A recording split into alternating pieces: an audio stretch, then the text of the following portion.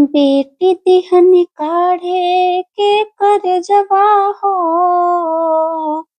बेटी तिहन काढ़े के करजवा हो। दहेजवा अब कले हवे समधी जी। बेटी तिहन काढ़े के करजवा हो। दहेजवा अब कले हवे समधी जी। पेट कट पढ़वनी कॉलेजवा हो। पेट कट पढ़वनी कॉलेजवा हो। दहेजवा अब कले हवे समधी जी। बेटी तिहनी काढ़े के करजवा हो।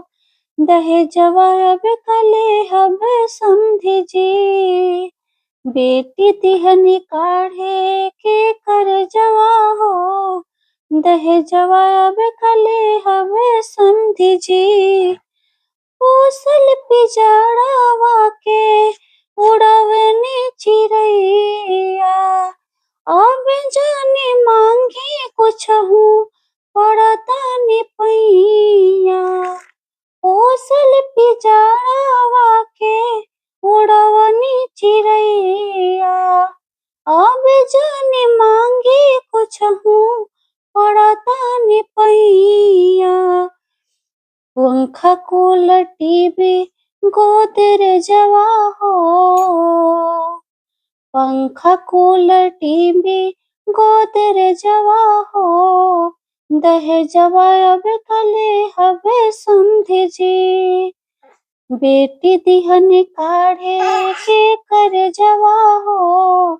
दहेजवा अब कले हवे समधी। दहेजवा के कारण जानी भाग्य बनी पाप के। बोझी मजबूरी तनी निर्धन बाप के।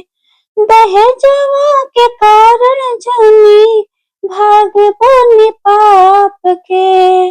बोझी मजबूरी एगो निर्धन बाप के। रोवा पड़ी करी परहेजवा हो। रोवा पड़ी करी परहेजवा हो। दहेजवा अब कले हवे समधी जी। बेटी तिहन काढ़े के करजवा हो। दहेजवा अब कले हवे समधी जी। पेट कट पढ़वनी कॉलेजवा हो। पेट कट पढ़वनी कॉलेजवा हो। दहेजवा अब कले हवे समधी जी। बेटी तिहन काढ़े के करजवा हो। दहेजवा अब कले हवे समधी जी।